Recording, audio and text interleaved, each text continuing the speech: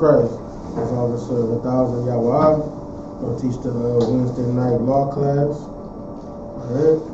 1 second.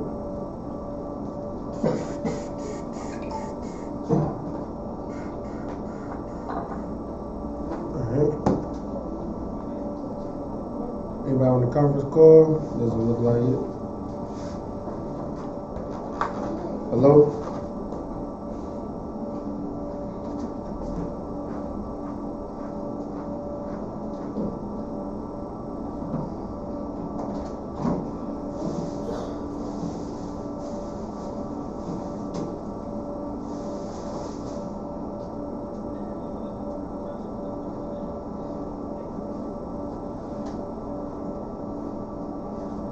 Okay.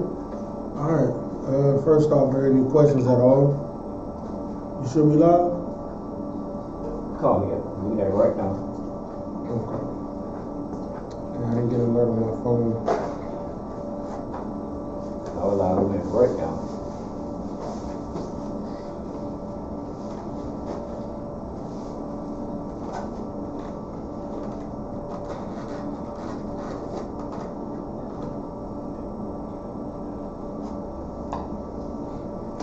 Alright, first question is, why should we follow the law?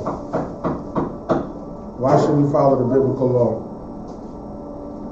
Give me some reason.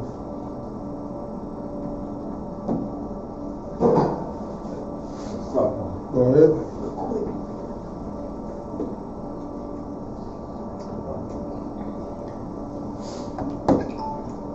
Yeah, if you have to follow biblical laws, because it's the laws put in place for a reason. Because we was a stiff that people didn't listen to the word of the Lord, so he had created the laws for the wicked people, because it wasn't created for the righteous people. If you're righteous, you don't need the laws, because you're gonna follow what the Most High say. See, when you start getting stiff-necked and stuff like that, you become wicked. That's why the laws got put in place. If you do something, you get punished.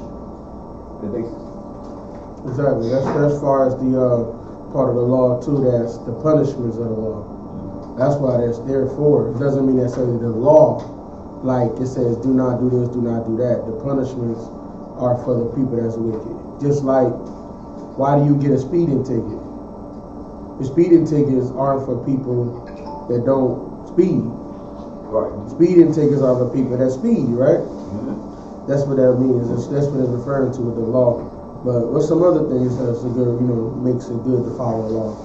Like why? Give me some good reasons. Give me some reasons why.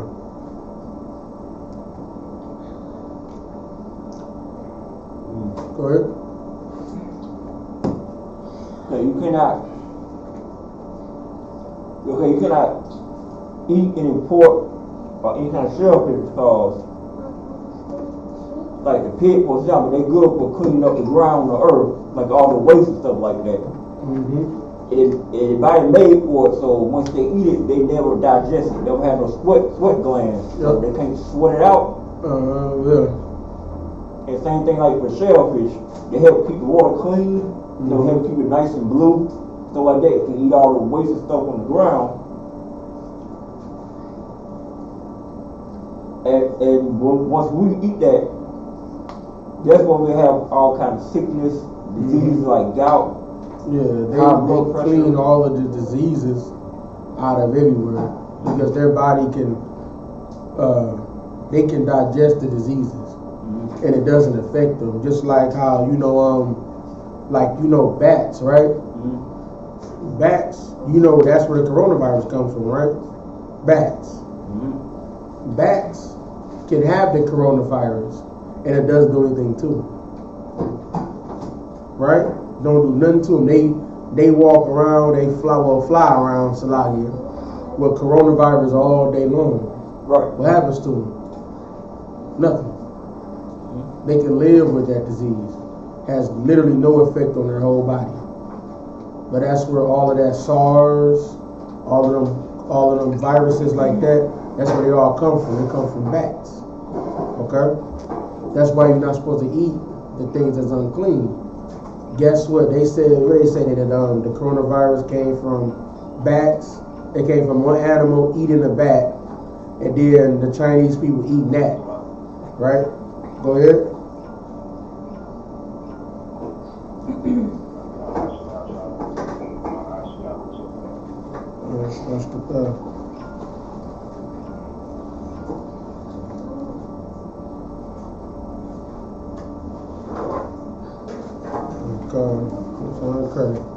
And that's what happens because you're not supposed to eat that. Those things that eat bats, their bodies can also have the COVID, can have the coronaviruses, right? They can handle those viruses. It don't have no effect on them, right? That's the same way when it comes to Israel. Everybody else can eat pork. Everybody else can do all of, commit adultery. Everybody can do all of these things. But what does it really affect them like that? Lie. Right? What happens when we eat pork, right? We get high blood pressure. Right? The oppressor been a homosexual since forever. Who gets HIV? We get HIV when you become homosexual, right? Not anybody here, of course, but Right. I'm talking about, brothers out in the world, Israelites, right? That's who gets HIV. Go ahead.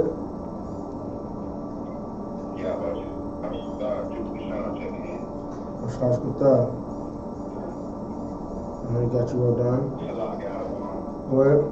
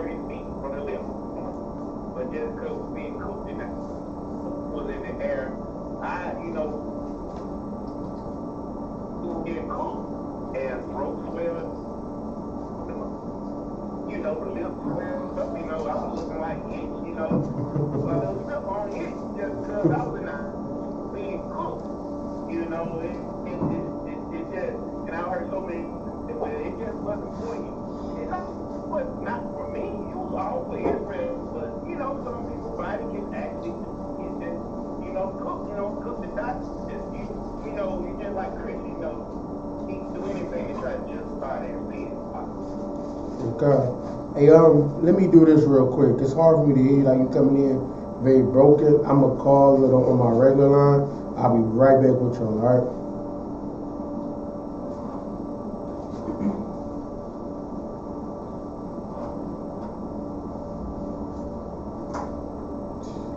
Let me say you're breaking it real bad.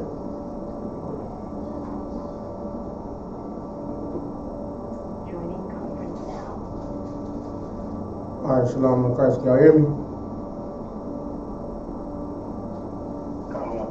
Okay, cool.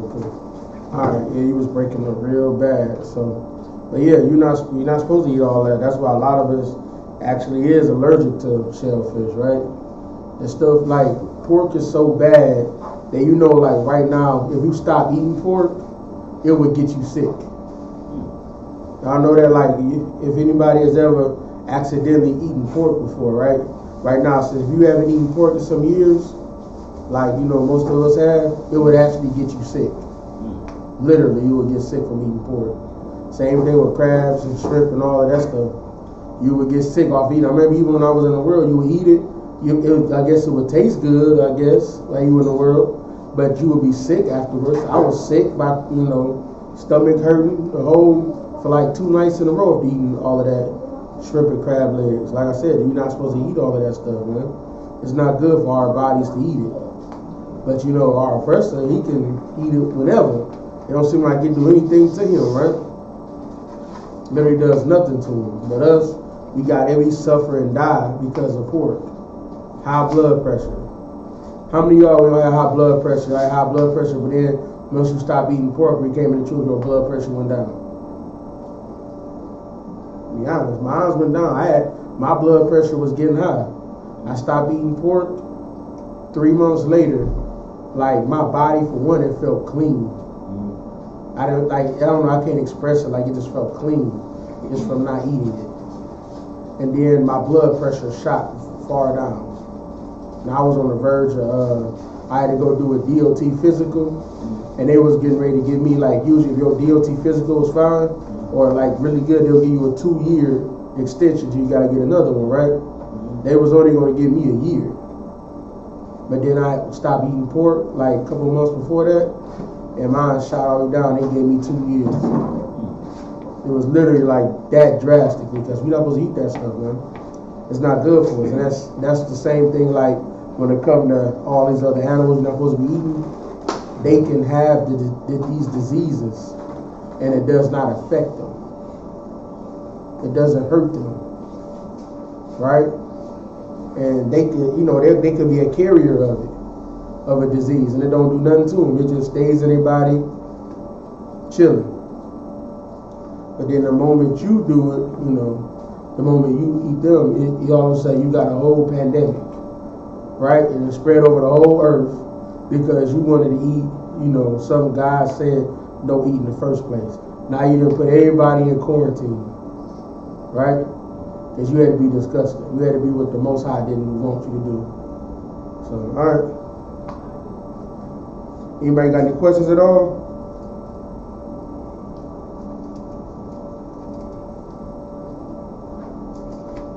All right. What's another reason why you should follow the law?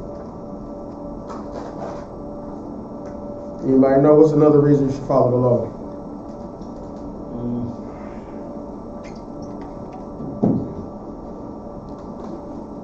You cannot fornicate or you can't commit adultery.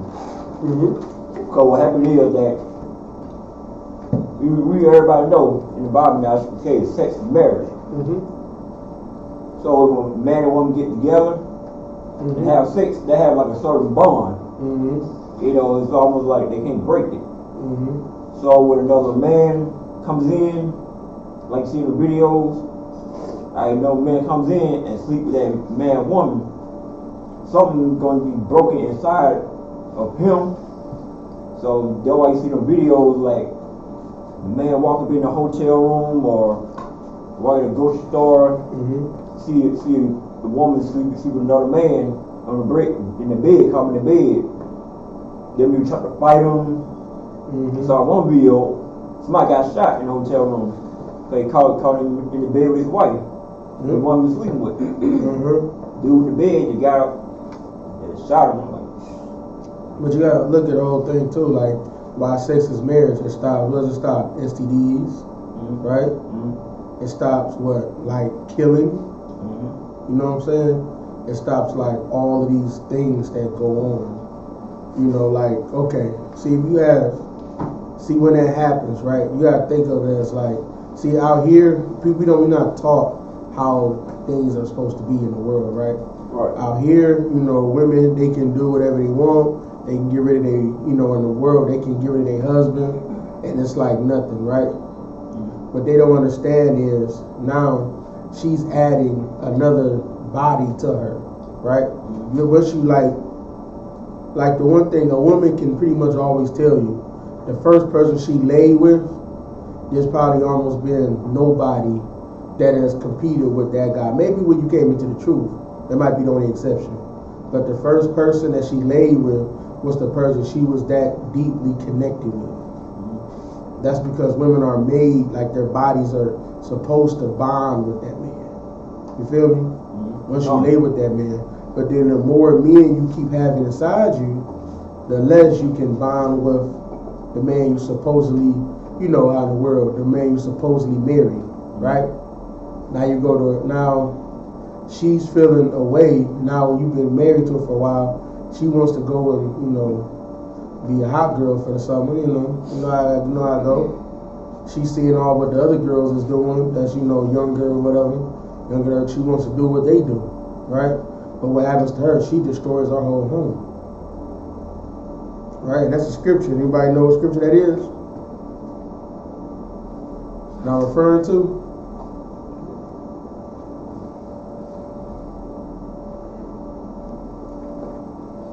So it is out of Apocrypha, or I believe so.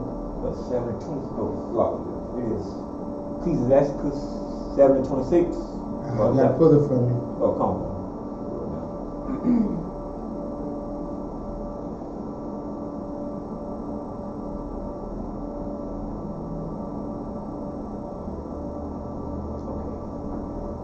Real quick.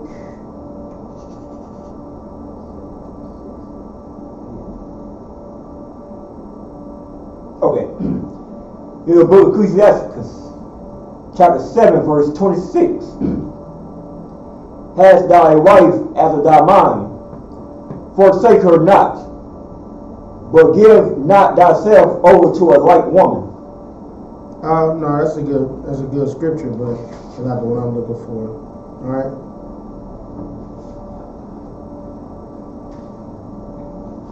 But it says, just to break it down, is that, you know, you have a wife that's after your own mind, right? She has to think like you. A lot of times when the women start laying with a bunch of different men, they can't think like you because they got other men inside of them. You get me? Oh. And it says, forsake her not, but give not thyself over to a light woman. Don't give yourself to a light woman.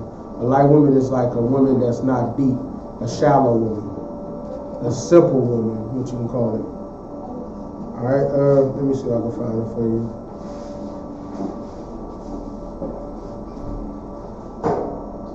This is out of the Old Testament, Ecclesiastes 7:26. I don't know, I gotta look it up. Yeah, think like mine. Proverbs 14:1. Yeah, Proverbs. Get that 14:1 for me real quick. Come. The book of Proverbs, chapter 14, verse 1.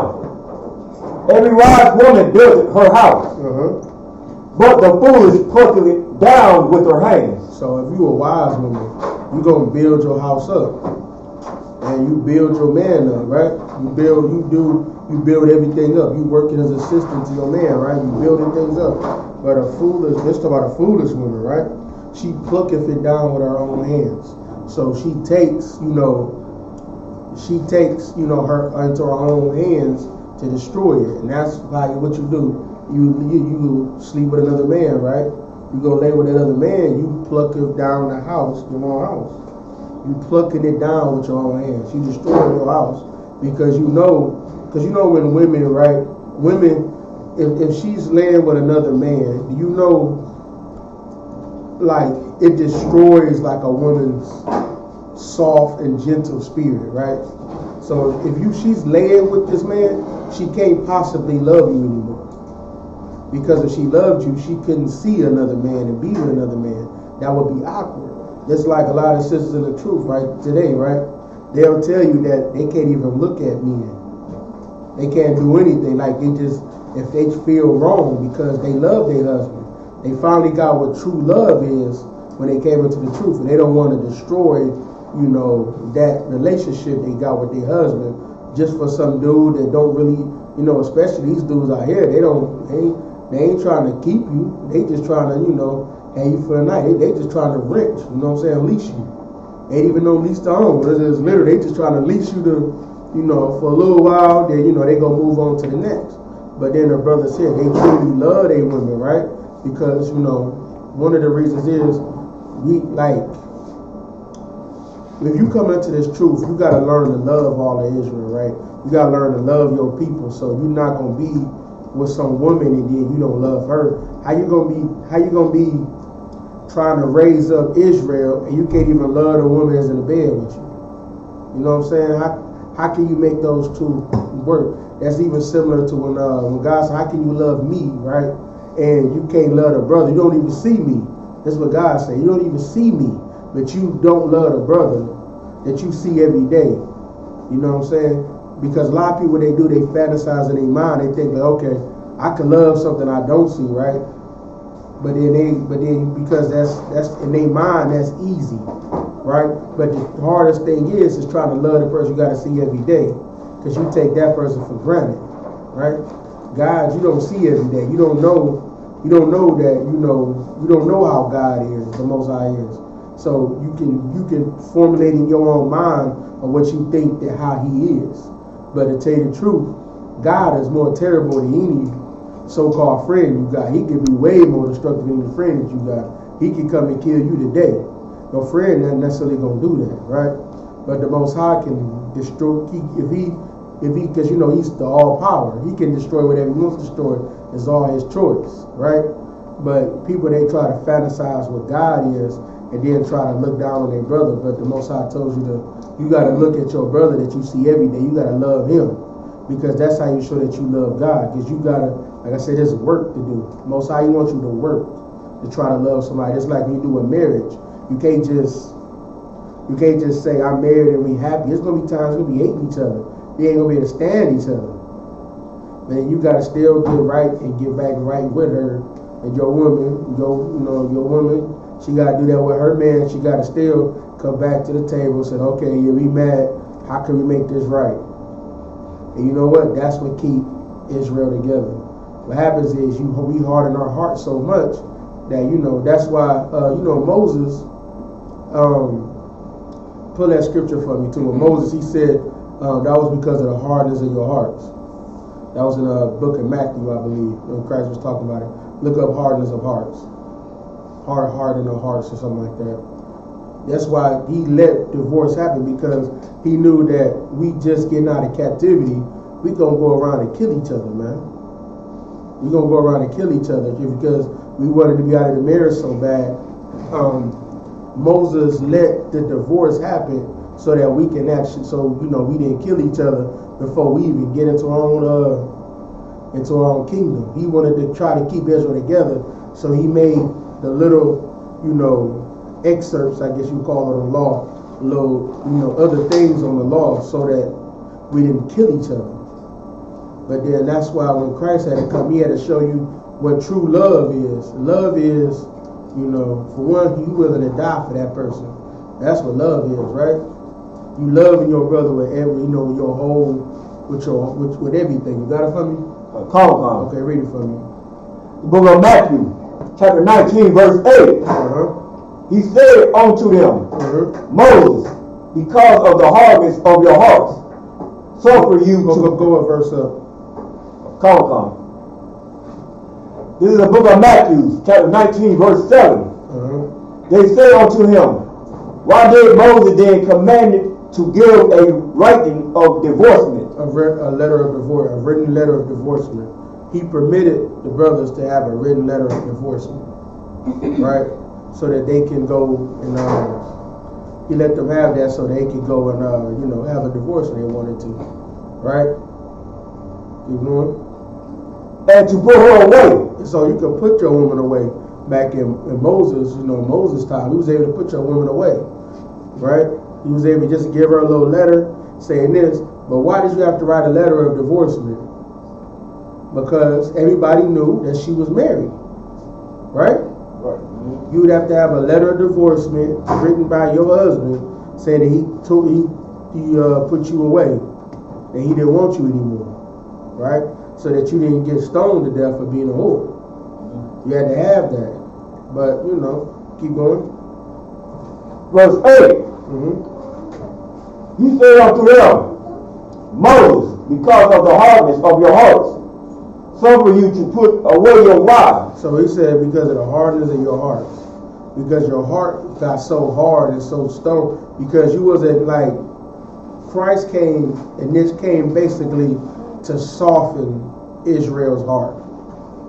Because Israel, like the thing with Israel, our heart is always open, or you can call it your mind, right? You can, with Israel, you can forgive everybody on this damn earth, on this whole planet. You can forgive everybody except for your damn brother. Right. You can never forget your own brother or your own sister. You can't. You can, like, man, the oppressor. He sick dogs on us, man. He kidnapped our children, used it for gator bait. Man, he hung women in fires, cut the babies out of them, let the babies fall down to the ground and die. He did like the most despicable things, man. He raped the men. What they call buck breaking. Like, he was destructive against us, man. He was destructive against black people. He kept us up in slave ships where you literally is defecating and urinating on your brother right there. And they don't clean them ships out like that. You get diseased and all of this, and they just throw your body off overboard. They just throw you overboard, man. So bad that the sharks still follow the path of all of the slave ships. They still follow them paths to this day. That's how many bodies they threw overboard. Because that's how much they hated you, man. That's how little they looked at you. But we can forgive them, man. Like this way we go on the streets, what do they do? When you say, you know, the oppressor is the devil, the Bible speaks of, right? You go around, you tell them that. What is your own brothers, your own people tell you? What they say to you? You go ahead. Go ahead, Gashad.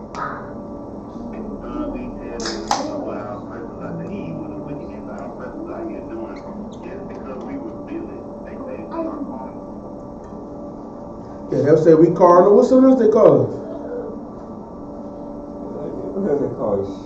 Man, I ain't even seen some call us devils. I didn't even call it a devil before, man. A devil. Go ahead.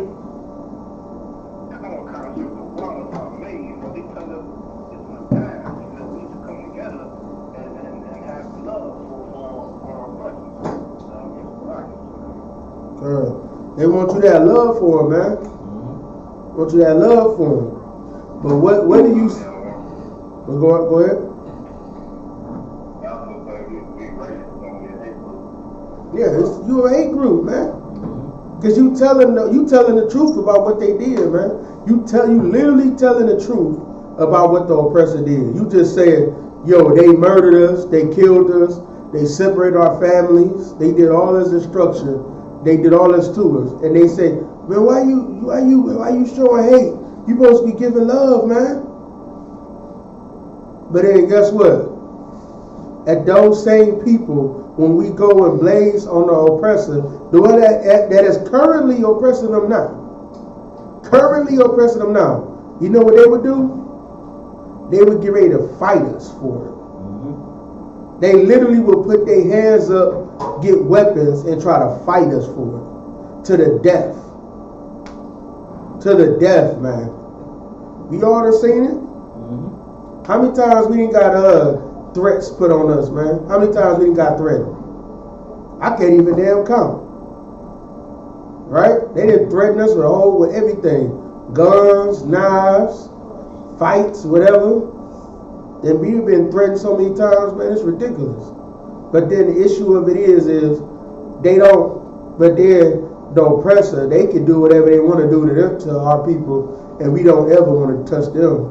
We got to forgive when it comes to that. I'm like, if you want to forgive so damn much, if you hate what I'm saying, hell, forgive me for being mad about it. You know what I'm saying? Right. Forgive me, damn it. Forgive me. Why you so hard up against us for saying it and being upset about it? If you don't want to be mad, then you just keep going, keep walking. Why are you mad? Forgive me, right? But the thing of it is, because you've been raised Christian your whole life, you don't know how to forgive the people that really need to be forgiven. You forgive the people that need to be punished. Right. You don't forgive them. You forgive the ones that need to be punished. That's what you forgive. The ones that seriously need punishment, that never, what's the Bible call him? A fugitive and a vagabond. Right? He's a fugitive. That means he's running from justice. You don't want to serve him justice. He's been running for justice since Edom was born. He's been running from justice. Right? Right. And you don't want to get justice to him for what he's done. But if I just say something about what he did to us, you want me dead. You want my children, you want my family dead, man. And that's what Christianity does, man. Because Christianity is not for black people. Just like how pork isn't for black people. Right. You know, all of these other, like animals, like what I was saying earlier. Animals can't eat, you know, they, like with animals, right? Like I said about the bat. The bat, he can have the coronavirus inside of him. And it doesn't affect him. Nothing happens to the bat. Other animals that eat bats is an animal that literally eats bats. The coronavirus has no effect on them. But you eat that animal or that bat, now you got a whole global pandemic, man. They just shut down the whole world because you want to eat a damn bat or whatever the hell they came from. You know it's from eating unclean animals. That's what you know. Whatever it was, you know it was unclean because you know over there, they don't give a damn what they eat. They just look at that and say, that look good. And they get the munching, man. They look at it and say, yep. And you gonna put it on the oven a little bit. Nope. I like it just like it is. Fresh, fresh from the earth. Just like that. Don't cook it or nothing. Give it here. And they just tear into it, man. Look up that stuff they call mukbang. Mukbang, am I saying that right? Alright. Mukbang, right? They'll just literally just sit there and just eat till they, a whole ton of food, and it'll be like raw squids, raw everything. They'll just be dig in. They'll just tear to it, man, like it's nothing. Go ahead.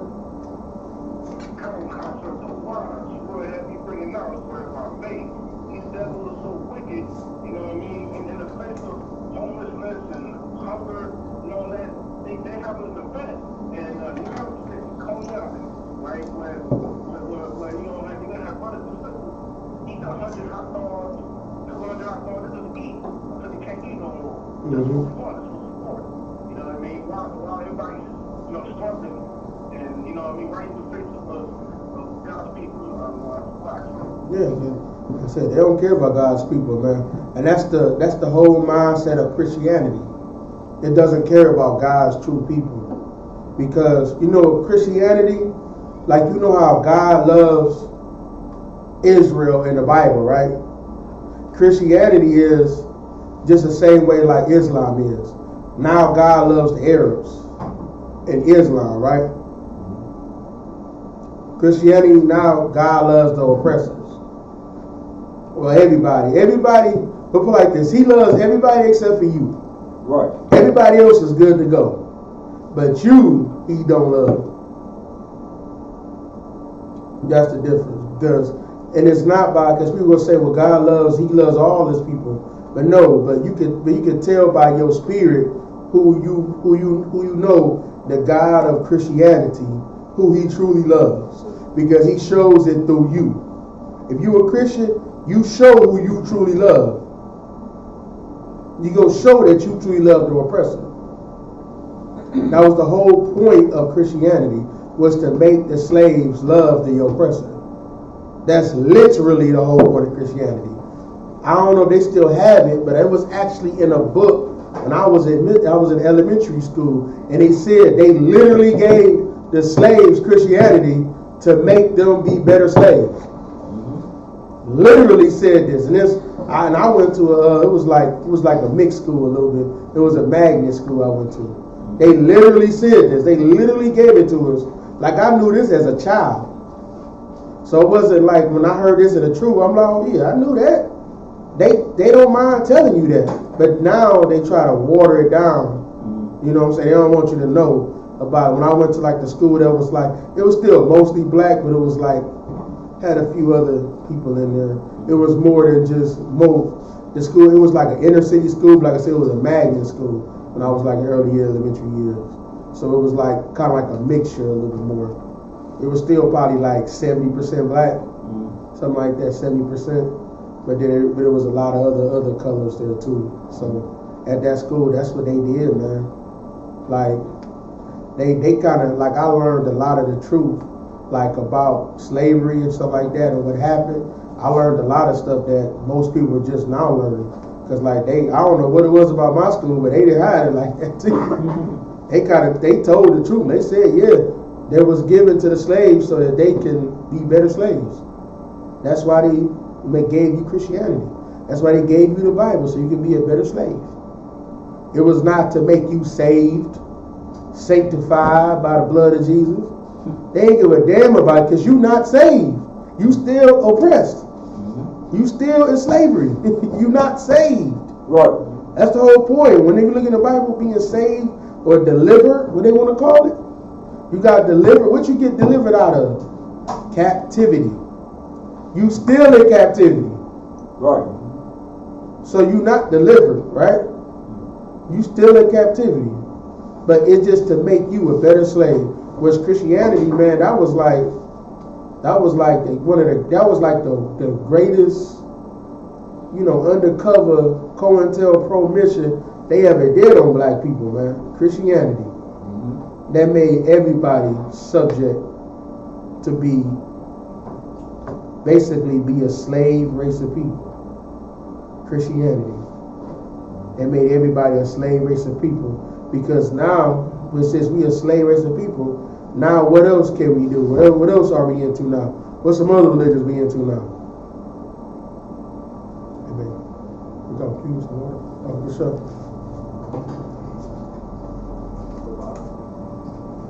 What's some other religions we into? Go ahead. Islam. We into that Kemet shit. Salagia. We in that Kemet, man. Salagia. We in that Kemet. Go ahead.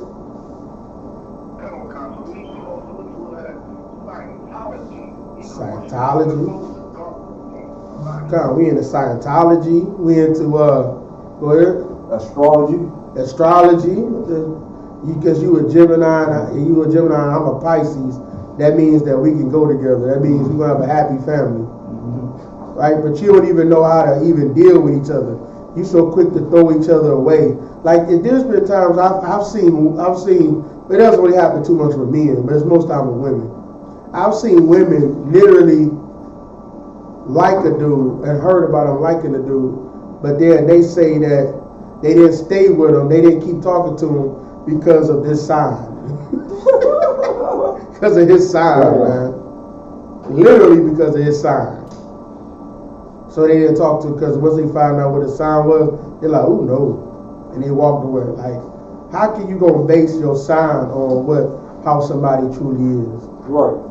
Right.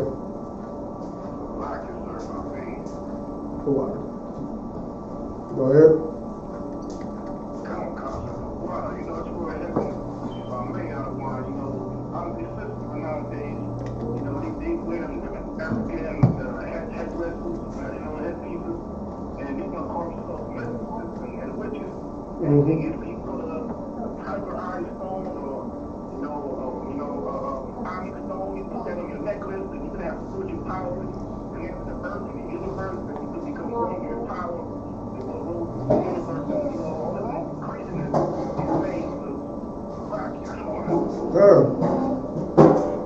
Because you know where that comes from, right? That comes from black people. We've been so beaten up our whole life. What it is you want to be special. It gets in our imagination. Our imagination runs wild because we've been so downtrodden our whole life. We want to have a special ability. Because we don't know because we never been treated like we were special. You look this up, this is like psychology. People that are treated terribly, they start drifting into imaginary things. Like a child that has a bad childhood, what does he have? An imaginary friend. Right? He starts getting into, he becomes big into fairy tales. Right? because you're in captivity. That's what that is. That's why you get into those things, because you want to do something to ease the pain that you're in, because you don't know how to deal with it.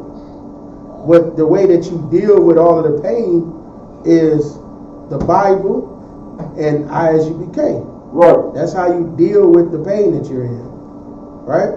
But you think, because you've been a Christian, you think the Bible was just I don't even know what I don't even know what I thought of the Bible when I was a Christian. It's been like a little while now. I can't even remember, but I know I didn't think of it the way I do now. Right. You don't know the Bible answers your problems. You don't know about any of this because you're not taught it. Right?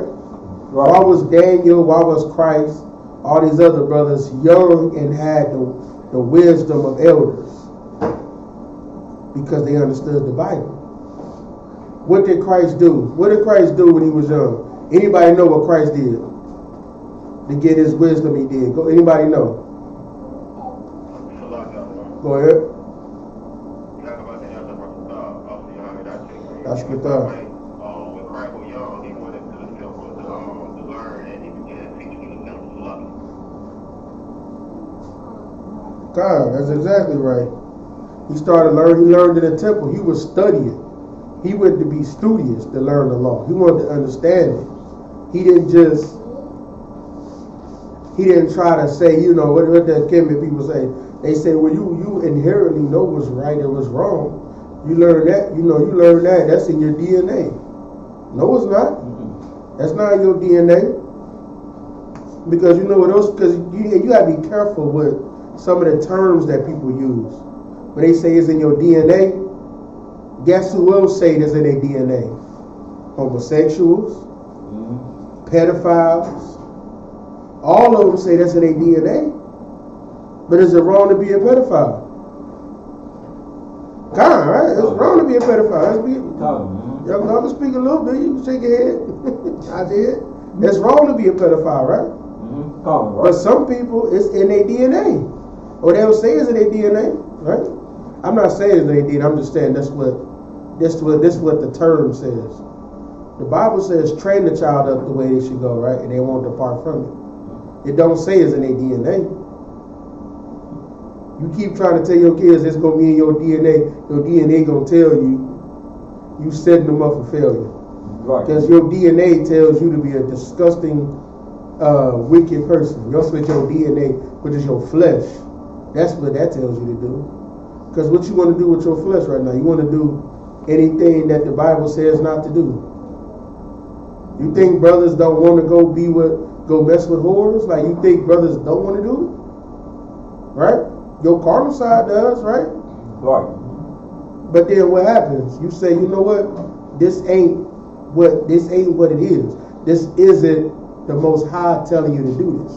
This is your flesh telling you to do this. Right? Your flesh wants you to do it. But the Most High is saying, no, don't do it. Right? Right. I went on a tangent for a little minute. Anybody got any questions on anything?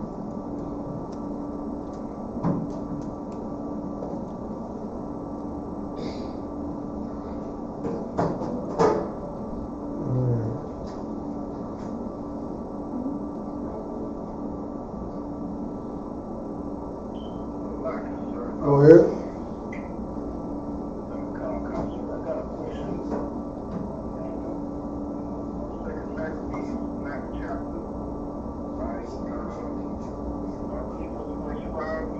Hold on, let me get to it with you. You said first Maccabees? Second Maccabees what? The second chapter, I believe it's verse 12.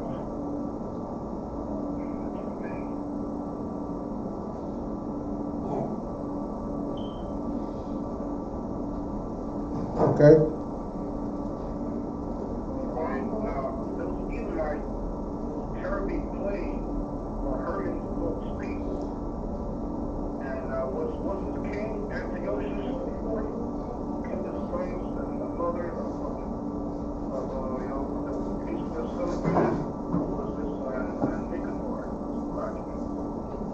Oh, that part is kind of. I have to study to try to get that part. I don't know. I don't remember them all, by hand, which Antiochus it was. I know it was several of them.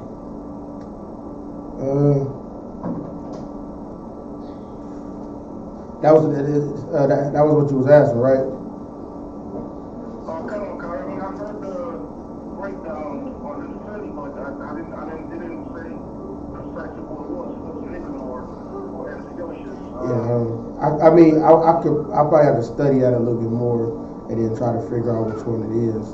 Let me put that down. So I can I'll try to have it for next time. Yeah, that's sometimes like even if I knew it, I probably would forget. So first, second Maccabees 9. Which Antiochus? Okay. Alright, so y'all can answer that for you. Any other questions though? Any other questions?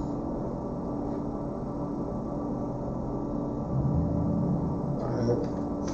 Well, another reason why we follow. Okay, go ahead.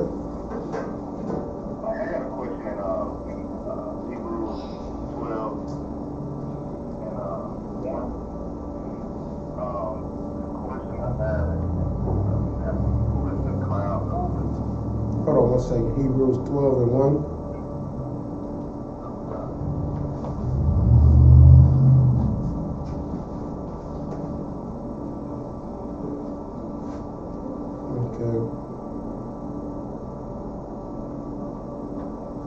Okay, go to that from Hebrews 12 and 1. Napotsky, you hear it from me? Call country. Hebrews 12 and 1. Yep. Okay. The book of Hebrews, chapter 12, verse 1. Wherefore, seeing we also are compassed about with so great a cloud of witness, let us lay aside every weight and the sin which doeth so easily beset us, and let us run with patience the race that is set before us.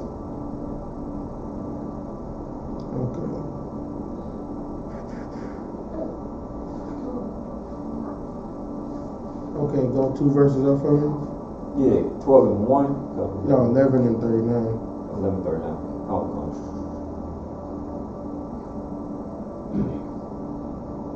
This is the book of Hebrews, chapter 11, verse 39. And these are having obtained a good report through faith, receive not the promise. Verse 40. The Most High having provided some better thing for us, that they without us should not be made perfect. Okay, while I'm reading here. Okay, this is talking about like with all of Israel, how, because it's mentioned here too about, so a lot of times like there's one of the scriptures that especially when you become like a young officer, a young brother in the truth, a lot of times we kind of start off, we think that chapter is where like another train of thought is, but this is one of those chapters that is not. It's coming from the chapter before, right? Go to 35 for me. Wait, I'm trying to see how I can make this quick. It's talking about how how Jericho, the walls of Jericho fell down. Samson and when he destroyed them Africans, right? It's talking about all of the things that happened to those people, right? And it said, and these all having obtained a great report through faith, received not the promise. God having provided some better thing for us, that they without us should not be made perfect, right? So it's like it's saying basically that God they didn't get the promise. Like all of these things happened, it showed that trying to see how I explain it. Like they did all these great things, you know, Samson, Joshua with the walls of Jericho did all these great things, but we never got the promise. What's the promise? What's the promise?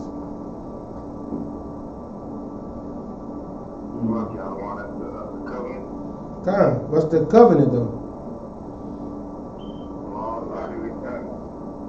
Go ahead.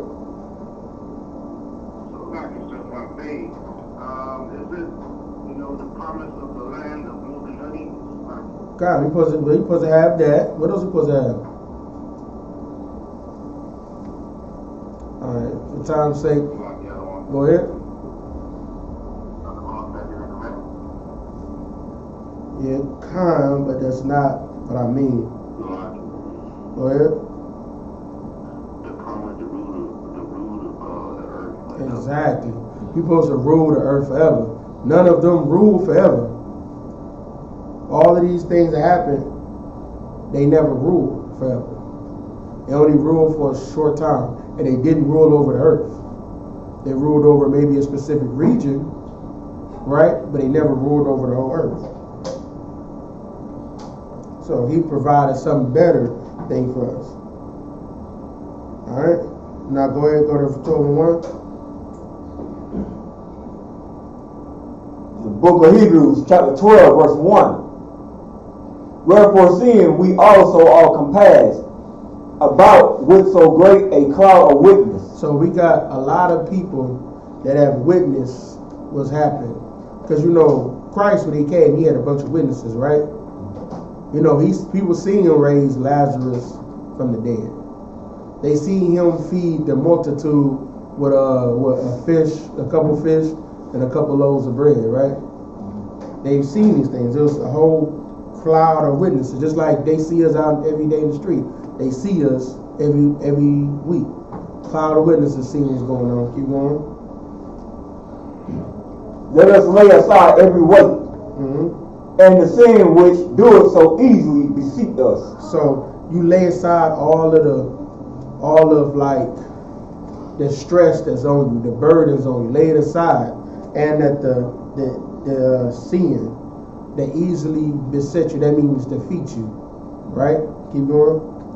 And let us run with patience the race that is set before us. So let us run with patience the race that is set before us. Because this is a long thing. It's not a sprint. Right?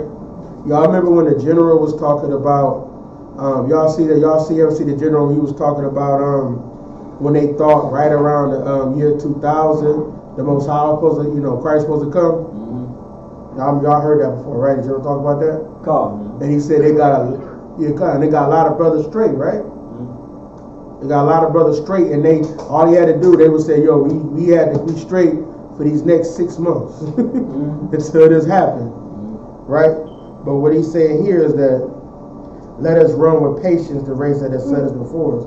This is a slow thing that's going to happen. It's not a small it's not a sprint. That's why I say you lay aside all your stuff. You lay aside all of those sins, right? Because anybody could just get rid of it for a little bit of time until that happens. But this is like you lay it to the side, right? As you working on when you first come in, it don't mean that you're not gonna get rid of all of the stuff, all of your demons, right? This is a progressive battle that you're working on every day, trying to fight demons every day, right? I mean, hell, demons even came to Christ. Satan came to Christ. So this is a progressive thing. It's not a short-term thing. Like marriage, this is a long-term. It's not short-term. Go ahead. Verse 2. Looking unto Yahushua, the author and finisher of our faith. So he's the author. He's the one that wrote the faith, and he's the finisher. He dealt everything he needed to do. Keep going.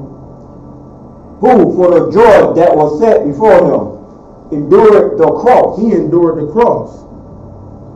He endured being on the cross. Like, people don't we would never truly know the pain it is to be on the cross. You just got to try to imagine, right? Like your nails, you got nails on probably on your hands or your wrist up against the joint. You got a crown put into, dug into your skull with spikes on it, right?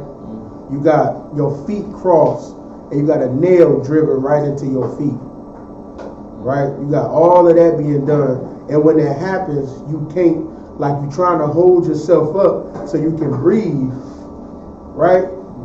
But then you can't breathe, but then eventually your body gets tired.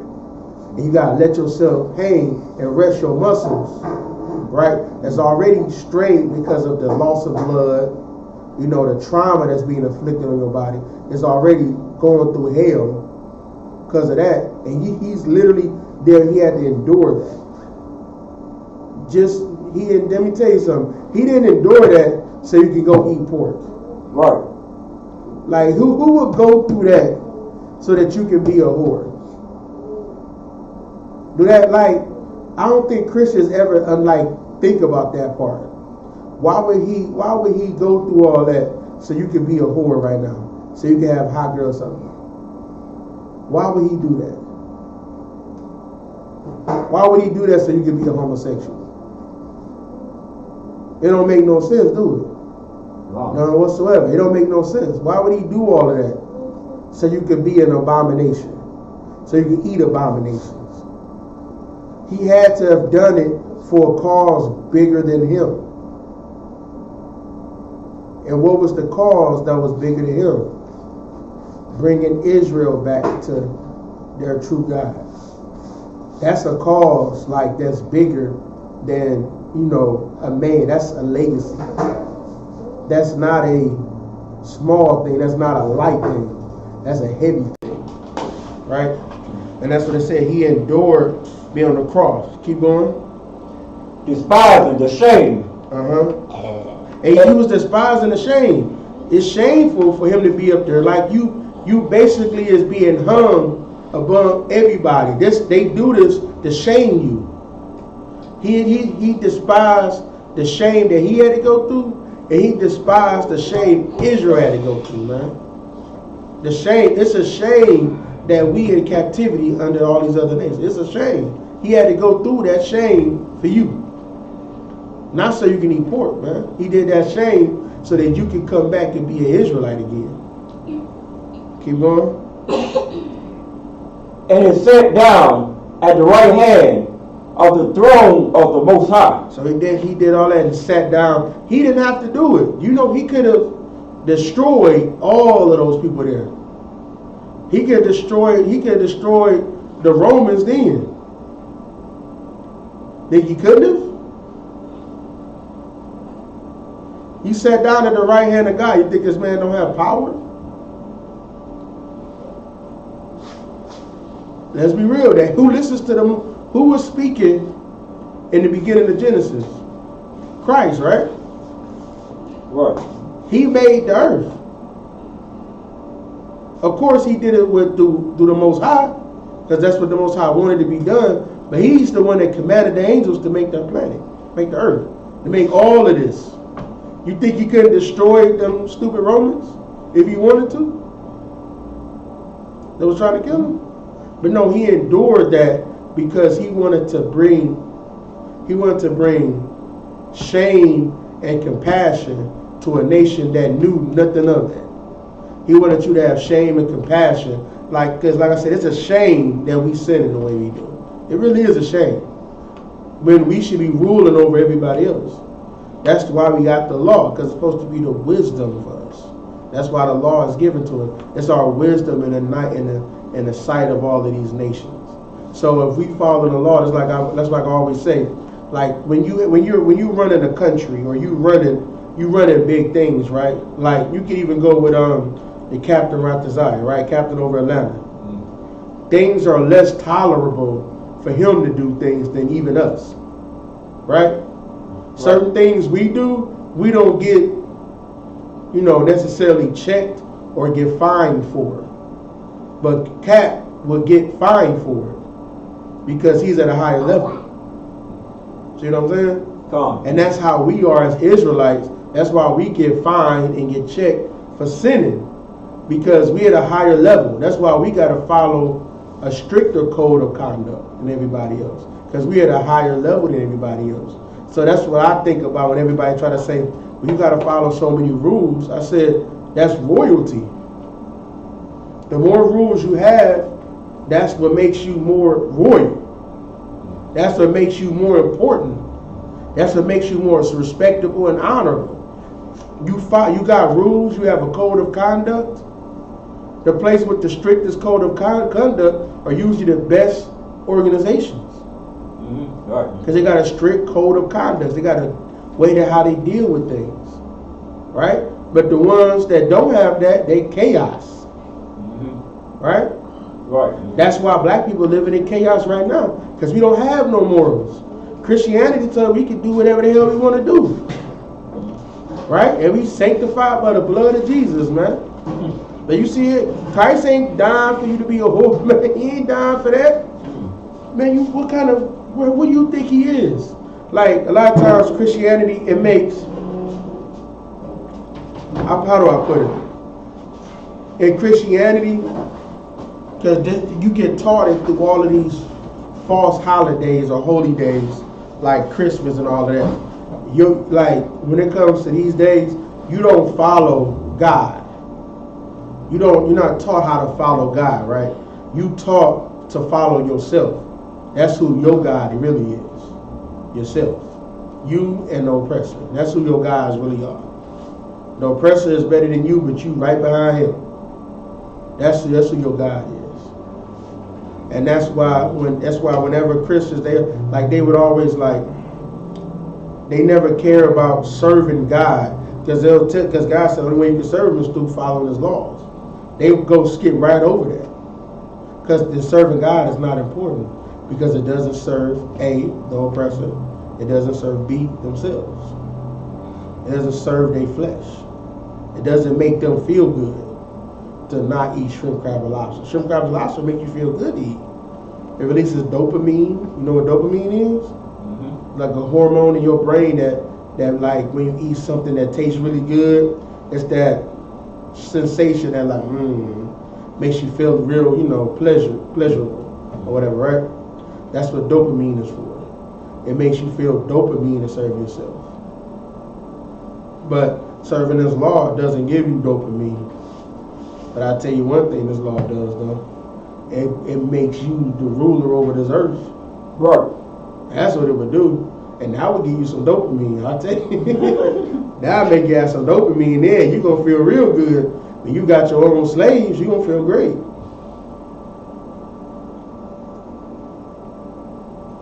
Yeah, that's when you have some dopamine in you.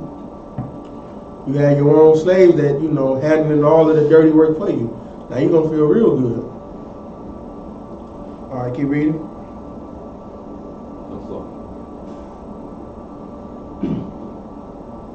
Verse 3. For consider him that endured such contradiction of sinners. So it said, consider him. When you go around and you this is what we're saying. When you go around, you try to when you go try to tell people, not to sin and deal with all of this stuff, when you going through even your hard times, consider him. Consider Christ, right? He had to listen to contradictions of sinners, man. Because the sinners want to sin. He had to deal with all of this stuff and then die for them, man. Go ahead.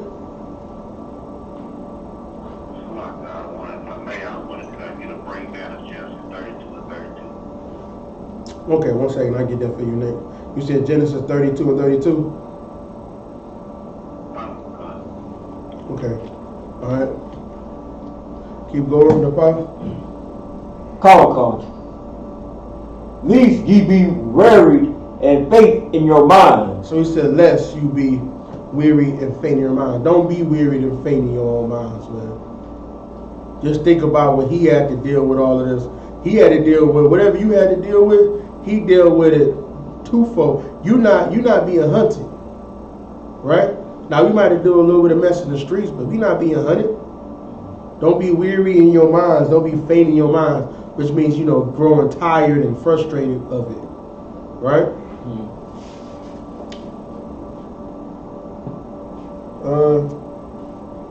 I mean that's pretty much it on that.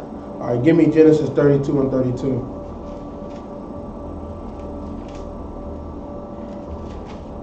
The book of Genesis, chapter 32, verse 32. Therefore the children of Israel eat not of the swine which shrank, which is upon the hollow of the thigh, unto this day, because he touched the hollow of Jacob's thigh, and the sinew that shrank. That shrank. I remember this. I can't remember the breakdown. Hey, I can't remember the breakdown. I apologize. I remember hearing it, but it's like it's not coming to me right now. Genesis 32. I can't remember right off the top of my head. I remember it too. I remember it being broken down, but I can't remember it right now off the top of my head. But I do remember somebody because it was asked that before in the German Heimann class. I remember that. I'll get that broke down and I'll probably do that in another class or something like that. All right. Anybody got any other questions at all?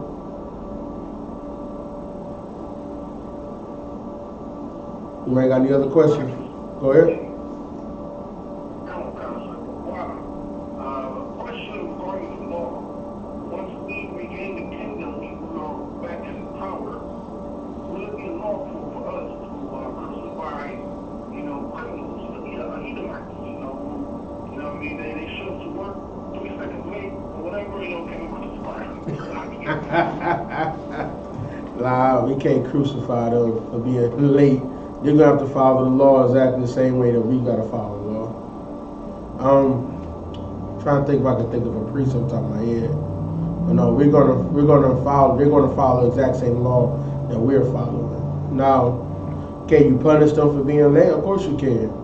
But the thing of it is, I was always told that we talk, a lot of stuff we talk for like talking points of, what we're going to do with slaves, but truthfully, we can't do the evil that they did to us.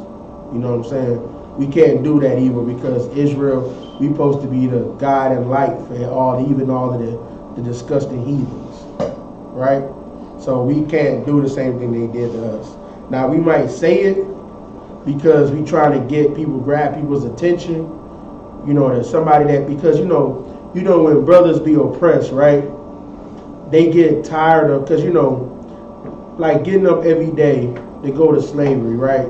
You go to the slavery that you hate, deal with the boss you hate, like you've been working there for 15 years, right?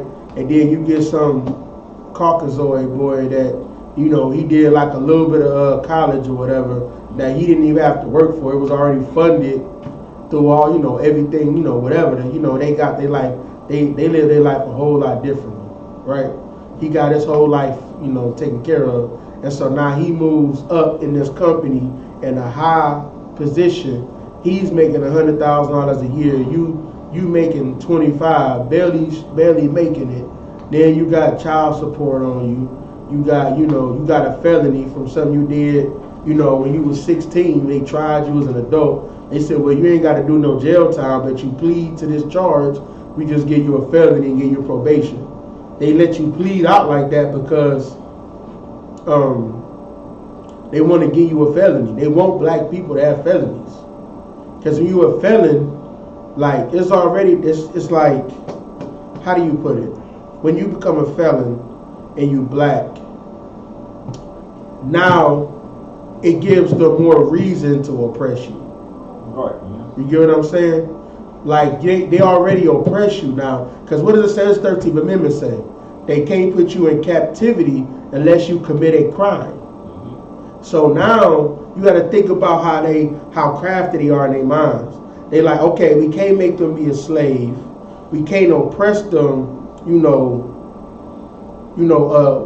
showing our hand. We got to suppress them behind their back, right? So they started. If you ever been like in court office or courtrooms, most don't go to a jury trial. They usually plead, right? They'll plead to a lesser charge, and what they'll do is they'll say black people, well, okay, if you go do this charge, right? If you go try to go against the jury, right? And you lose, you get 20 years. But if you plead and take this felony, we can probably get you probation and maybe 6 months. What you think somebody gonna take? Especially you got your attorney that's for a ward of the state. He don't want to fight the case because he ain't making no money really. He ain't trying to fight the case. So what you gonna do? You gonna plead out to a lesser charge, right?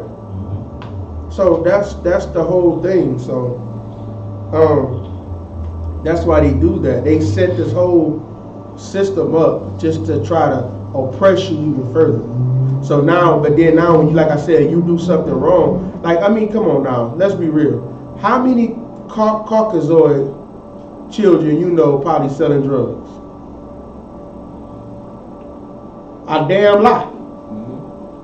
Right? I'm sure, like, y'all go out there, you think they get their drugs from.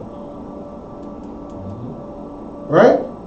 Right. Who brings the drugs over here? Like I shared before, Wells Fargo or Chase Manhattan Bank, they got caught with 40 tons of cocaine on one of their boats, man. Who bringing the drugs over here? It ain't niggas and spicks. It's the oppressor bringing it over here. They the ones bringing it, right? That's how it's getting over here.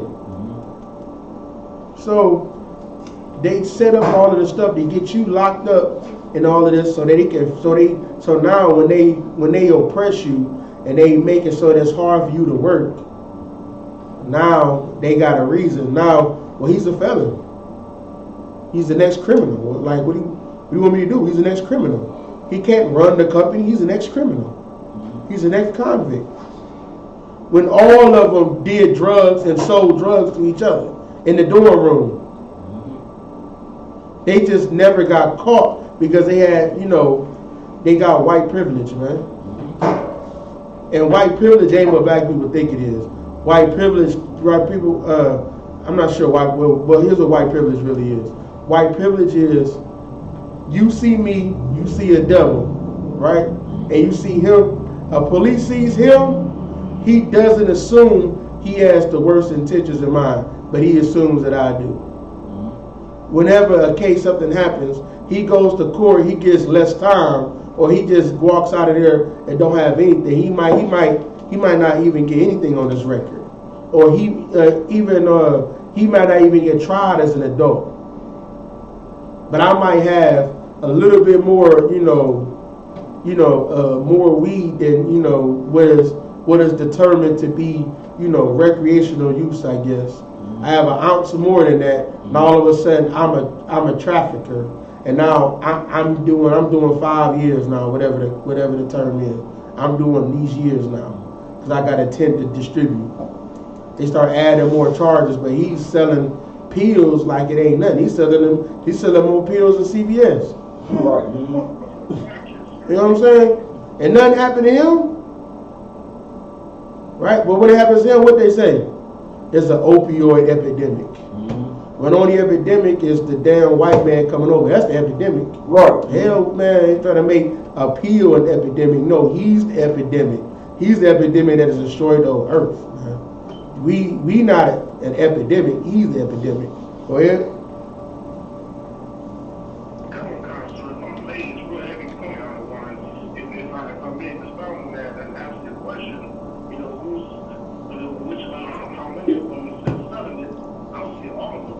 in Yeah. Barbados, in Slovakia. It's a town in Virginia, I forgot the name, but they have one CVS or a few CVS's, pharmacies and whatnot. They sold more drugs in that little town, you know what I mean, than probably most states do. That's what I'm saying. Like 100,000 pills per person in a small town. And they won't talk about us and Tyrone and all this stuff, but they don't want that to wake up the everybody watching, right? Man, yo, them little small little hick towns, how you think they get hyped, man? Nothing is more sad than a poor devil. Like, black people get sad, we be a mourner, but we kind of like do stuff to cheer ourselves up. How would you feel if you know this was your earth? Like, your people owns the earth pretty much. And you poor? Right? You poor. You live in a trailer. Right? And I'm not talking about, now it's some, I've seen some people that lived in trailers, they got $100,000 in the bank. There is those people. Don't think everybody in the trailer is poor. They just seem poor, but they, like, people don't really understand, like, how much wealth Caucasians have. They really got money. They just may not say, like, they'll say they was poor, but their father owned 200 acres. But they was dirt poor. I'm like, no, dirt poor is we ain't own nothing. Right. Only thing we own was a couple pair of tennis shoes. We own no home, none of that. We was renting our whole life. Our car, we never was able to pay it off before it had to go before we had to sell it.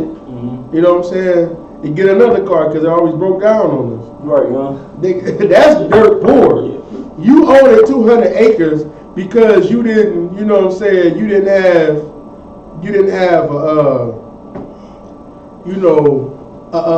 an infinity pool in your backyard. That's not dirt poor, man. You know what I'm saying? That's what they doing for their dirt poor is. So, man, it's crazy, man. It's crazy. They don't understand, but they're like in those trailer parks. That's what I'm saying. Like the ones that actually really are poor, that really don't have any money. That's why they sad like that. Like that's why. And over there, they really is pounding drugs. Like who you think Memphis messing with? Mostly Caucasians. They love them some meth. Right? That's what they doing. You go to like places like I've been to Idaho before, right? Idaho is like one of the like poorest Caucasian states. They really poor over there. Like Boise, Idaho, they all poor. One thing you know is all their teeth messed up because they all do meth. All their teeth raggedy. So that's what's sad. Like to them, that's them not having no money. That's what's sad to them. Right? That's why all they do over there is drugs. They do more drugs than you could ever think of, but nothing happens to them. They don't get felonies. Right. They don't get their whole life ruined by having a felony. Now they can't, they can still, like I'm not saying you should, but they can still go, they can go to a job and not have to worry about passing a background check. They ain't got to worry about that stuff like that. When you do, because you had to plead to something you was doing as you was a stupid 16-year-old. You had to plead and get a felony. All right. Anybody got any other questions?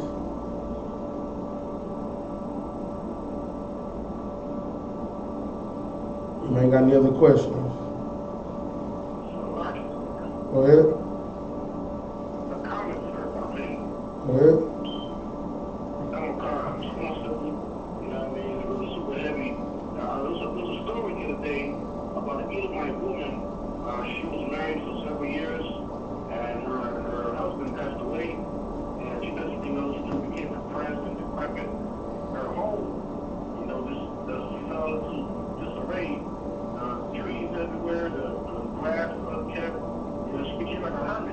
And when she passed away, alone. She never really had nobody in her life. You know, and when she passed away, I found out she had, I think it was 100 or 200, but she had a large sum of money saved up. And, you know, some properties and other stuff like that. But she was living, you know, and you know, like an old hermit. And then she got married, you know, she's sitting on some stacks. That's what I'm saying. They not poor like you, man. Devils are not poor like you. When they poor like that, they want to live like that. It's not by you know, by force, it's by choice. How many times have y'all gone around, y'all looked at y'all account, y'all had less than $12 in there? How many times that happened? Last week. You know what I'm saying? I got a negative back, dog. That's what I'm saying. You ain't even got $12. You got negative. How you got negative $100 in your bank account? You look at that, damn, man, my life is messed up. You got negative $100. You don't even have $1. You got you ain't even got $0. You gotta think, but you don't even have $0. You ain't even at least even. Like you behind. You gotta get $100 just to be broke. You have no money, you need $100. Go ahead.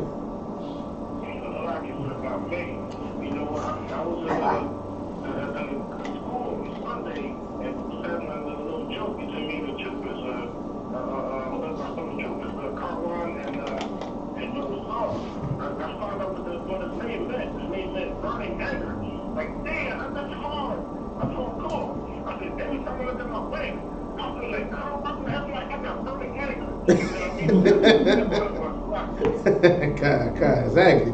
That's how it is being black and Hispanic. You give every time, like you don't even want to look at your banking account. You scared what that thing gonna say. You know what I'm saying? You terrified. Oh, damn! I thought I had more money than that.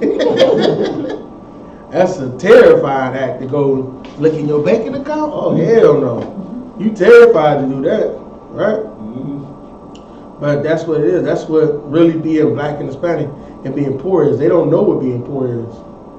People like we really think that they really is poor because they said that they're poor.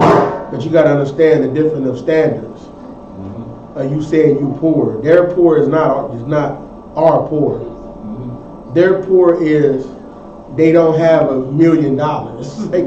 That's they poor. Mm-hmm. But you know I got a good $500,000 in the bank. They'll have that in the bank all day long. Don't say nothing. Mm-hmm. Right? But they'll be living like the brother was saying, a hermit. To not spend no money and keep it in their pocket. Mm-hmm. But they want to say, they want to look down upon black people that literally cannot make ends meet. They live in like, black people live, I don't want to say like hermits. We can't live like how Caucasians live. Because we're not disgusting like that, right? Mm-hmm. But they'll go not take a bath just to not spend no money on water bill. Like, we ain't gonna live like that. It's a lie. We ain't gonna do that. Mm. But you know, we live, you know, in squalor. We don't live great, right? Mm. But we can't save up $100,000 in the bank, right? Mm. We can't even save $1 sometimes. You know what I'm saying? When all your bills come, you got negative $100. You know what I'm saying? You ain't even got $1. Or $0. You know what I'm saying? That's what it's like being black and Hispanic, man. Literally what it's like being black and Hispanic. Anybody got any other questions?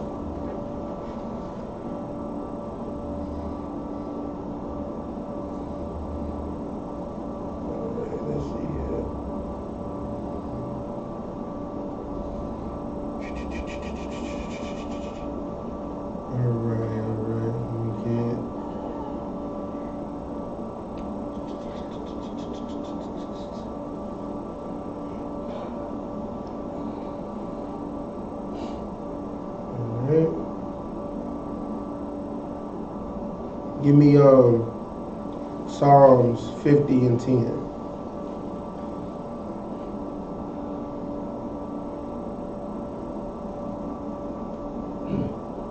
Book of Psalms. The book of Psalms, chapter 50, verse 10. For every beast of the forest is mine. So this is the Most High. He said every beast of the forest is his. So this is like what a lot of people would do, like, so they can sin. They would just, they would be like, well, I want to sin today, so let me go get rid of this bullock I got. You know what I'm saying? I got enough. So that's why, that's kind of like the rich people's mindset. They say, well, I got enough money to sin. I got enough money to do whatever I want to do because I can pay for my sin. That's where a lot of even that comes from. Because, if you rich, a bullock is nothing. You know what I'm saying? A dove is nothing. These things are nothing to you because you have so many. You would rather, like, what's better to you is your lust than you paying some money. That's why, like, what do rich people do? They buy, a lot of them buy whores, right? Right. They buy a whole lot of drugs because they lust to have this whore is more than the lust of the money at that time. You know what I'm saying? Right. They have a lust for money, but that's to be a whore. That's to mess with the whores. That's not to, you don't have a lust of money for, to try to build Israel, try to do stuff right by your family. You got a lust of money so you can get whores. That's what built them to make them have the money they have, right? All right, keep going. And the cattle upon 1,000 hills. So this the Most High, this is all it is, right? Keep going. Verse 11. I know all the fowls of the mountains, and the wild beasts of the field are mine. So keep going. Verse 12. If I were hungry, I will not tell thee, for the world is mine. So if the Most High was hungry, he would never tell you, because he can eat. When you do like your sacrifices or whatever, that's people think a sacrifice is like, voodoo-ish. No, a sacrifice is you gotta now sacrifice your money, which is, we was a farming nation, right? You gotta sacrifice this. Your bullock is your money. This turtle dove is your money. All these animals you have is your money. You gotta sacrifice that. That means you gotta give it up. You gotta pay a tribute for what you just did. Your sin you just did. So God's saying all of this is his. He's not doing. He doesn't have you. He's not wanting you to give him his stuff back to him. It's already his. He's not making you pay it up so he can get it back. Keep going. And the fullness thereof. Verse 13. I will eat the flesh of bulls, or drink the blood of goats. So he said, is he going to eat the flesh of bulls or drink the blood of goats? Because sometimes you got to pour the blood on something to cleanse something, right? Like over the sanctuary, you got to do that to cleanse it, right? He don't drink that. He's saying, do I drink that? Keep going. Verse 14.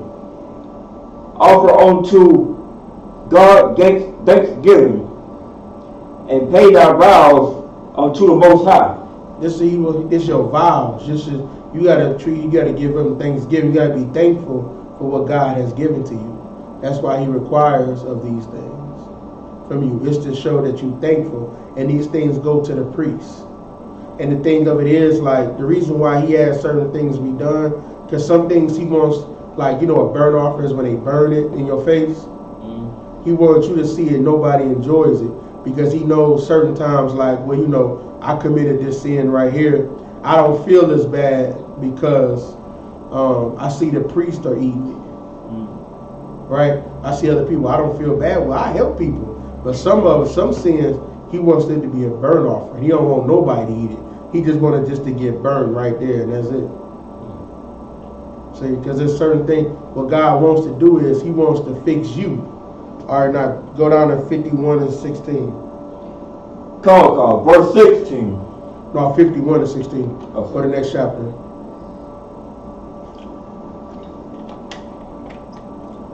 The book of Psalms, chapter 51, verse 16. For thou desirest not sacrifice, Elsewhere I give it, thou delightest not in burnt offering. So he's saying he don't desire sacrifice. Otherwise, else he would give it. He would just give it. He don't need it. He would just give it. Keep going. Verse 17. The sacrifices of the Most High are broken spirit, a broken and a contrite heart. So that's what he wants. He wants a broken and contrite heart. He wants your mind to be like, you know how like children when they act up and you take their device or you punish them and they crying about it. Because he wants a broken heart. He wants you to be sorry for what you did. Because if you sorry, that means you're going to change. He doesn't want a prideful heart. That's why he said that it's harder for a rich man to get into heaven. Because his heart is not sorrowful. Because he feels like he can buy. Because when you're rich, because you can buy everything, you feel like you can buy your way into heaven. And then that's what the evil that even priests kind of, they seen that opportunity, so they started letting people buy themselves in that. Like before, if I'm not mistaken, tithes wasn't even like that big of a thing at first. When the first like popes and all of that, they started saying tithes because they seen people wanted to pay their way into heaven. So they started saying, yeah, give tithes and donations so you can pay your way into heaven. So the rich people, even though they did it by, doing drugs or, selling drugs or doing all kinds of evil.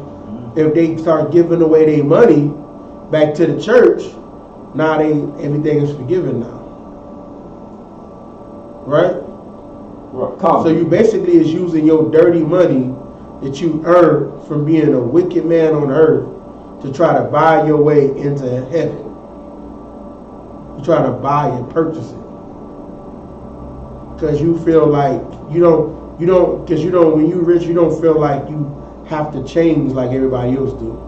You feel like you already, you feel like you above everybody else. That's why even Christ said, we tell a rich man that Lazarus, the beggar or whatever, I'm not sure if it was Lazarus or not, but he said the beggar, he said he gonna be in Abraham's bosom and not the rich man. Right?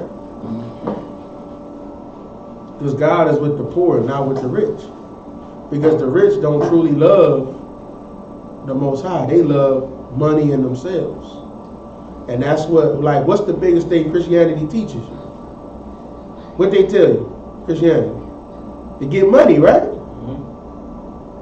Why do you think they tell you to get money? They feel like if you got money, God loves you. Y'all see the correlation? Now you think that God is the oppressor because he got money. Now you think the God is on his side because he got billions of dollars. Now you think God is on his side. You think God is on Bill Gates' side, all these people's side because they got billions of dollars. Elon Musk, or think God is on their side. They got money. That's what Christianity teaches you. But if you know the person that God is with, God tells you he's for the poor people. He's not for the rich. Because the poor people is going to lead the people back into heaven. It ain't the rich. Because the rich, they can be easily bought. Offer them some more money, they gone. Right? Right. Keep reading.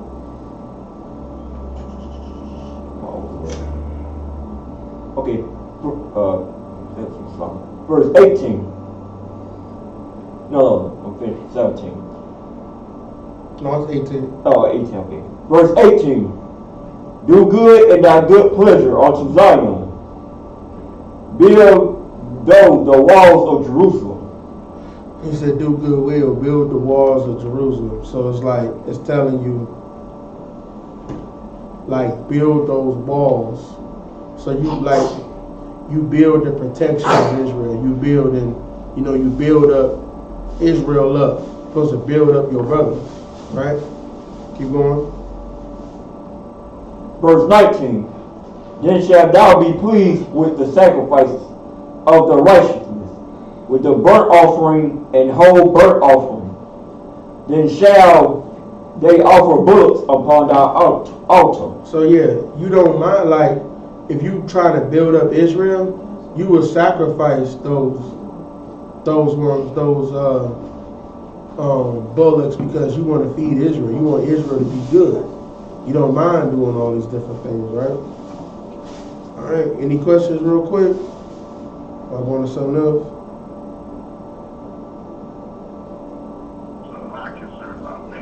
Oh yeah, well, hold on a second. Give me Ecclesiasticus 35 and 13. Go ahead. Go ahead, Azar.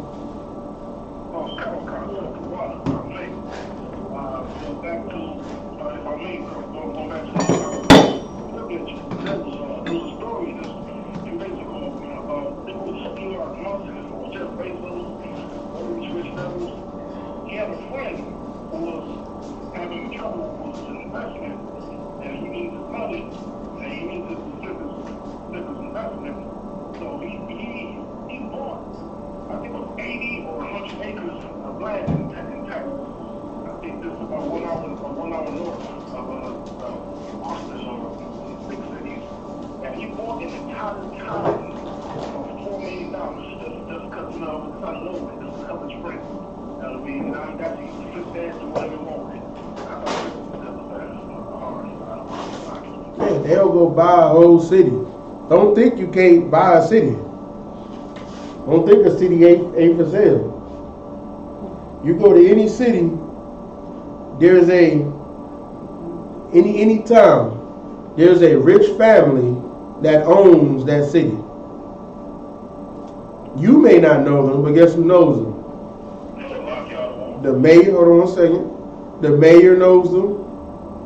The whole police department knows them, right? All the Congress, what else they got in there?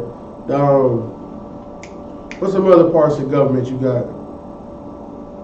All the important people that make the rules and the laws, they all know this family. All of them know this family. They paid for the police station to get built, right?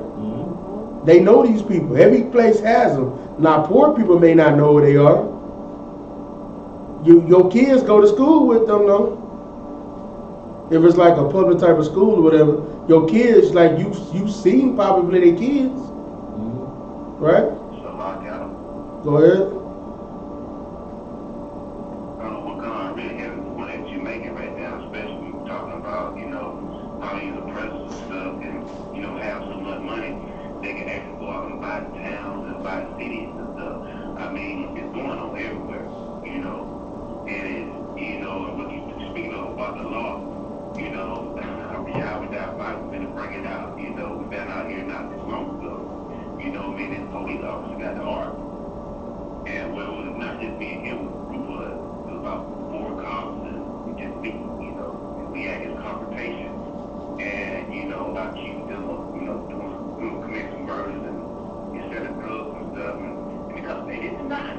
And they denied none of the allegations that I was making towards them. But the guy kept saying, you know, this sheriff department, you know, is corrupt and all this and that. And, you know, they keep, because the officer kept looking at me and said, you know, your sheriff office, you know. And I kept saying, no, this sheriff department helped to screw it up. He kept looking at me, sheriff office, you know. So later on, we, you know, kind of did our research and stuff. And we found out it is a very, very big difference between a sheriff's office and a sheriff department, and a police office and a police department. One of them is contracted. Same way how we go out and get our LLC trucking companies and stores and stuff like that. You know, the law works the same way. You know, you can actually go get your own sheriff department and a police department if you got the, you know, the funds and the knowledge to go do it. And one is government owned and one is private owned. It's 6 out of 1. Well, which one is public owned? You mean that? I said, which one is public or which one is privately owned? Oh, the ones that are public owned are the office. The departments are government owned. So you said there's police officers. So a lot y'all wrong. Go ahead. He just said that all wrong. The department is when you say police department or sheriff department, that's run by the government. The sheriff office or the police office is ran by a private outside entity. You don't have anything to do with the government or the public. It's a private entity market. And if I may, Go ahead. when you were talking about how the cities are owned by oppressors or what have you, Mm-hmm. you know, that's a major thing that you just said because you got black men in the South saying, black men all over the country saying, now they're the king of this city, king of that city. You know, that's a lie. You know what I'm saying? And the most I said, don't bear false witness. You know what I'm saying? You might be known amongst your people. You might be known amongst the criminal element in your city. But to call yourself a king, that's a disservice to the true king, which is Yahweh Shah because a black man in this society has no power to affect change. So when he says he's the king of the South, or looks like he's the king of the South, you really ain't the king of nothing but your own imagination because you have no power to affect change or to even help those that are around you to get out of the position that they're in. They have literally no power. They might have a little bit of influence. That's about the most they got. But a lot of them, like, they try to be a king, and then they the king of nothing, man. You're the king of your imagination. That's it. But like your brother said, it's just not, like, you can't really, like, people don't really realize how there's families that really own a city. You know what I'm saying? Like, you don't know who they are. You may not know them in person, but you go to these, hold on one second. If you go to these, like, these real meetings where they be having them, you know, you buy a plate, it's like $1,000 charity or whatever. Those where you will see the people that really owns the so-called, you know, owns the city. In those places you can't even get in. It's invite only. Right? Go ahead. What you just said is so heavy. And if I may, you know what I'm saying? Hollywood and their movies, they tell you that the cities are run by families, you know what I'm saying? And one particular movie in particular, you know what I'm saying, that's out, you know what I'm saying, it always been out from comic books, that's Batman. The Bruce Wayne and his family, the Wayne family in that particular comic strip, they are the prominent and dominant family in Gotham City. And whatever goes on in Gotham, the Wayne family knows before anybody else. They know the them before they go to anybody. And that's real life, you know what I'm saying?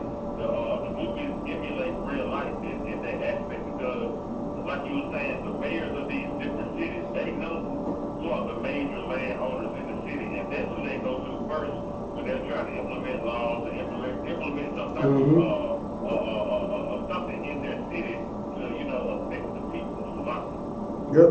That's where they go to first. That's what really makes the determination of what goes on. It's not you. It's not your little vote. You go to the polls and then you're going to make a vote and that's going to change something. They ain't changing nothing, man. A vote ain't changing nothing. You know they can buy your vote. Y'all know something? I'm gonna tell y'all something that people probably don't really ever know of, right? Alright, now of course black people shouldn't be smoking weed at all. You're not supposed to be smoking, but I want you just to, you know, come off of that for just a second, you know. Not come off of it, but you know what I'm saying. I'm gonna take y'all down on this with me real quick. It was a time where they did a poll, right? And they said, do you want to make weed legal for people to use recreationally? Right? It was like less than 40% of people that said no, they don't want it to be legal. Right after that, it was happening in Florida. They started bringing in like campaigns. I flipped it. It was 90% of people that wanted weed to be legal. Then they started putting up a bunch of campaigns saying that how, talking about weed and the negative things about weed, right? Then 40%, it never said that it did anything wrong. It just started putting negative commercials out.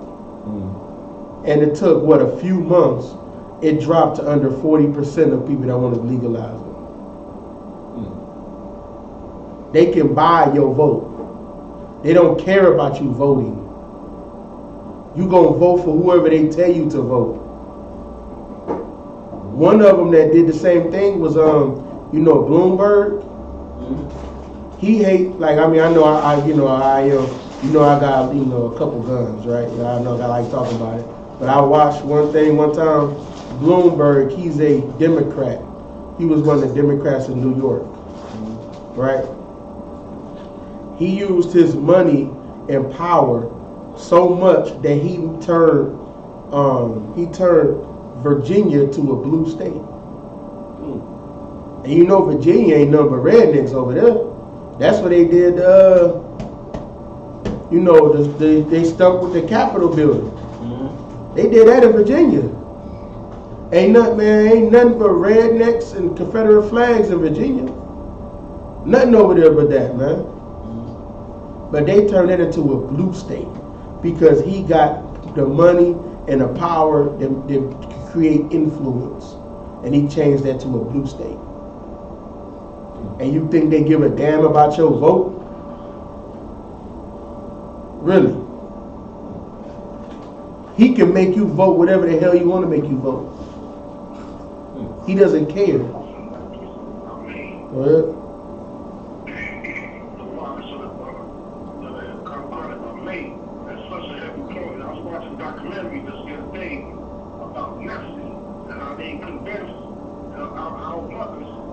Breastfeeding our kids, you start giving us Similac, you know what I mean, and that, you know what I mean, that's our hurting us know that. We know, the natural order is supposed to breastfeed our kids, but we listen to them. And also, for me, Obama influenced, a lot of our people, our destroyed people, to vote for him. He gave them a phone, he gave them a cheap ass cell phone, was tracking us. Probably a power phone. I know one of these like, I love my power phone. You know what I mean? So that's part of the way they took this to They love doing those little things because it's a greater thing. Like, you remember they was remember how everybody was pushing to do those ancestry DNA tests? And then now people are doing all that stuff trying to find out where they from, and guess what started happening to them? They started getting locked up for crimes because now they got their DNA.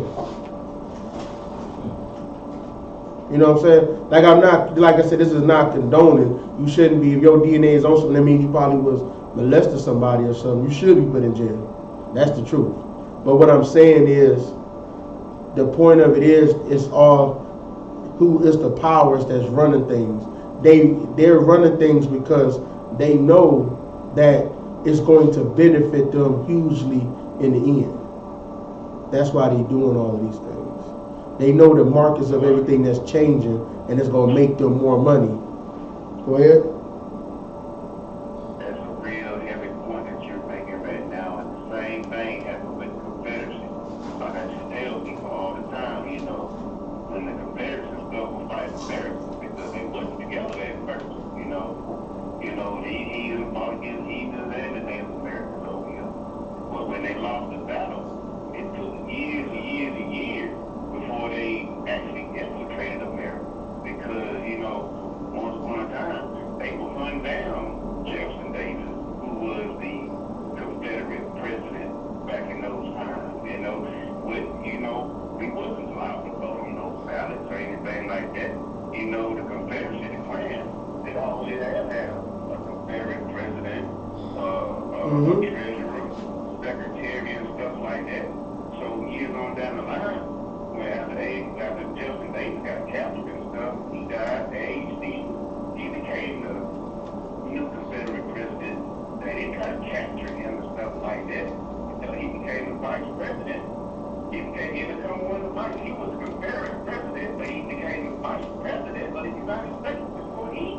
Mm-hmm. So the Confederacy actually took over America. They infiltrated America. And so what ended up happening, the same method they used to infiltrate America, they actually combined the ballot. So these Negroes, these cold Negroes feel validated now because they finally get to vote on the Confederate ballot. You get what I'm saying? And it dictates how much the Confederate was actually going to control about the money, about trading, about agriculture, all of it. It's sad that, we didn't catch on. You're right. We didn't catch on to this. Like, we think that, we feel like we can just trust him on his word. But his word has always been false. He's always spoke with a forked tongue, right? Get that for me right there, this last scripture. We're going to close this out. What is it? Ecclesiastes 35 and 13, yep. 35 and 13? What's like you said, 35 and 13? Okay. Oh, it's like. The book of Ecclesiastes, chapter 35, verse 13. He will not accept any person against a poor man, but will hear the prayer of the oppressed. So he ain't gonna accept you doing harm to a poor man. He ain't gonna put you over a rich man over a poor man, but he will hear the prayer of the people that's being oppressed. Keep going. Verse 14. He will not despise the supplication of the fatherless, nor the widow when she pour out her complaint.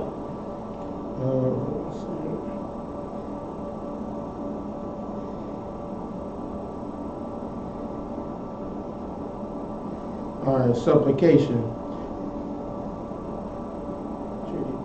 It's the petition. So it's like somebody trying to go against something. So it's saying like, he will not despise the person going, the protesting or of the widow when they pour out their complaint, when they contest it. He's not going to come against that, right? Because they're going through hell. Keep going. Verse 15. Do not the tears run down the widow's cheeks, and it is not her cry against him that causes them to fall. So it's not when she when tears run down the widow's cheek because she lost her husband, right? He said is not her cry against him that causes them to fall. Is it not against him? Is it not against because he died that it causes this to fall, like the tears to fall, right? Keep going. Verse 16. He that serveth the Lord shall be accepted with favor, and his prayer shall reach unto the clouds. So that's telling you right there, who that served the Lord is the one, the Most High is going to be the one with favor. Not you because you got money. He just said he ain't going to put something with somebody money against somebody that's poor, right? He doesn't do that. He wants the person that serves, he wants somebody that serves him. That's who he wants to put, in a higher place, man. That's who he wants to, he gonna answer his prayers. He ain't gonna answer a rich man's prayer because all his prayers is about how can he do better and about how to save other people. The poor man just wanna, he just wanna make it to the next day. Mm-hmm. He's humble. Rich people are not humble like that, man. It's like your Christian pastor. He's the rich man. He's not humble, right? Mm-hmm. He wants everything. All right? With that, any other questions? All right. With that, pass the class over to precinct officer Nafashka Yah.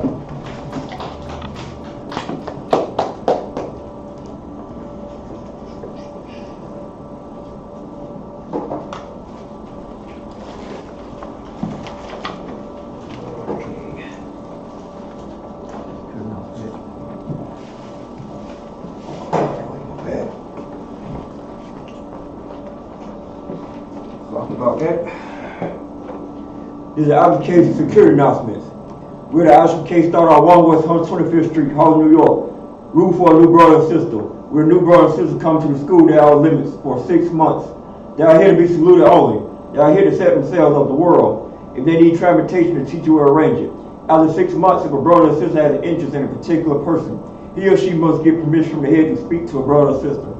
There is another 6 months in which the brother and sister will court each other. After this 6-month period, the brother and sister will get permission from the head to marry. Tithes means a commandment. The book of Numbers, chapter 18, verse 21, and the book of Malachi, chapter 3, verse 8 to 10. Ma'ashra means tenth in the Hebrew. 10% of every penny of any increase in love gives you. Give to the church department or teacher. Priest fund. Free or offer for priests, not mandatory. Whatever amount you like to give. Next Holy Convocation, the Feast of Purim, is going to be the space of 2 days, February 14 and 15. That's Monday and Tuesday. Right, I'll walk you to check the bulletin board in the hallway. If anyone wants to be a trooper in the school, start wearing all black, boots, shirt, pad, headband, scarf. Oh yeah, one more thing before you go to the school, make sure you GPS its address. Address is 3353 Glenwood Road, Decatur, Georgia. It will have the algorithms for people to search for the school. Go with that, give one courtesy salute to the men of Israel, the teacher, men of Israel. I might have some bot. I might. Rock. Yahweh Shem Yahshua Bakatham. Yahweh Shem Yahshua Bakatham. Well, I just said to you in the Hebrew, may the Most High, in the name of Christ, bless you. Yat, you my top, me hands down, sorry, turn to the sister. Understand? Give one curse salute to the sister. Men Israel, Almighty Sabbat. Almighty. Barak. Yahweh Shema Athar Ba'Shem Yahshua. Yahweh Shema Alatham Ba'Hashem Yahshua. Well, I just said to the sister in Hebrew, may the Most High watch over you in the name of Christ. Yat, you my top, me hands down, class dismissed.